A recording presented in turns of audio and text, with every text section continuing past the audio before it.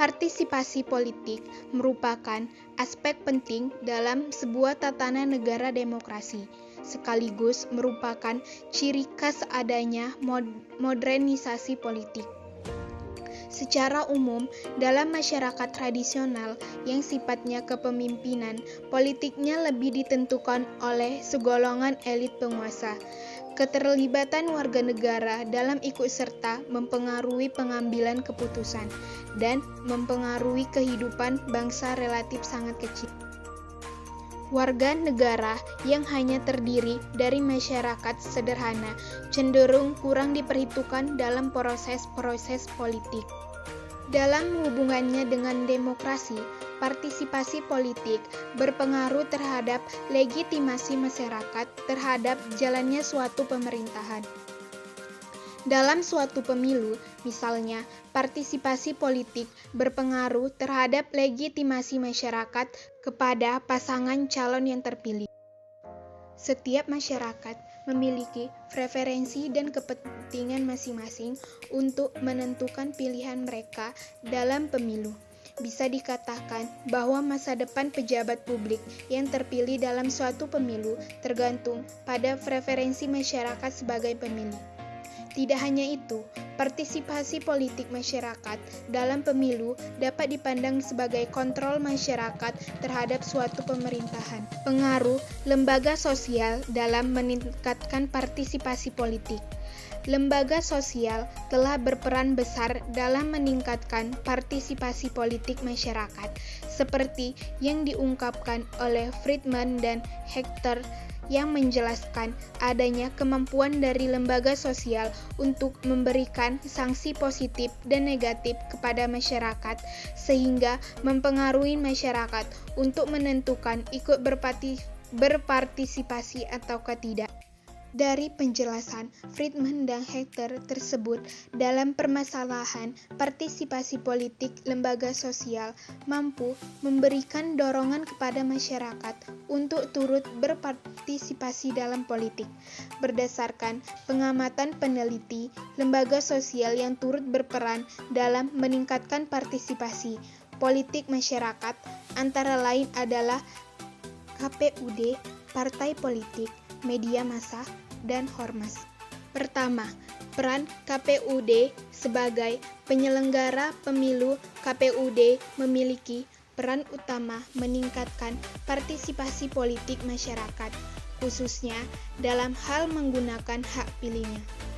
Hal tersebut termuat dalam Undang-Undang Nomor 15 Tahun 2011 tentang penyelenggaraan pemilihan umum pasal 10.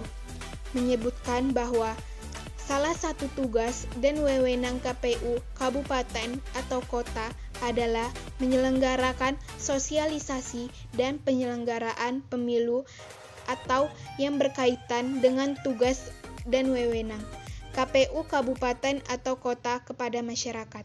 Kedua, peran partai politik. Partai politik dalam Undang-Undang Nomor 2 Tahun 2008 tentang partai politik pada pasal 10 disebutkan, tujuan khusus partai politik adalah meningkatkan partisipasi politik anggota dan masyarakat dalam rangka penyelenggaraan kegiatan politik dan pemerintahan. Selanjutnya, dalam pasal 11 menjelaskan partai politik berfungsi sebagai sarana pendidikan politik bagi anggota dan masyarakat luas agar menjadi warga negara Indonesia yang sadar akan hak dan kewajibannya dalam kehidupan bermasyarakat, berbangsa, dan bernegara. Ketiga, peran media massa.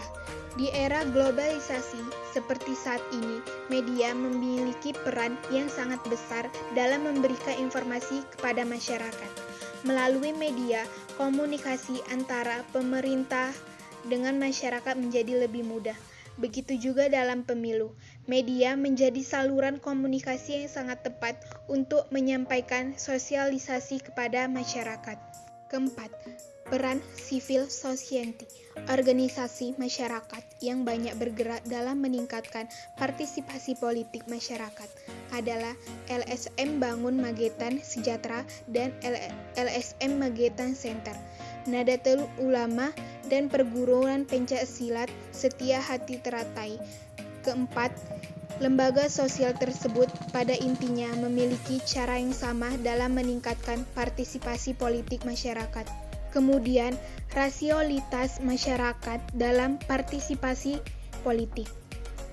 Sosialisasi dan pendidikan politik yang diberikan oleh lembaga sosial dalam meningkatkan partisipasi politik terhadap tidak lantas mampu mendorong masyarakat untuk berpartisipasi politik secara maksimal.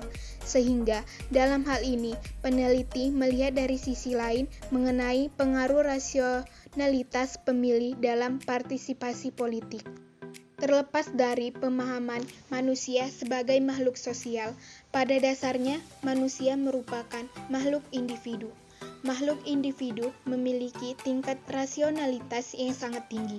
Sifat dasar dari makhluk rasional adalah kalkulasi untung rugi yang menjadi dasar setiap tindakannya. Hampir semua manusia akan berusaha mendapatkan barang yang dia inginkan dengan ongkos seminimal mungkin.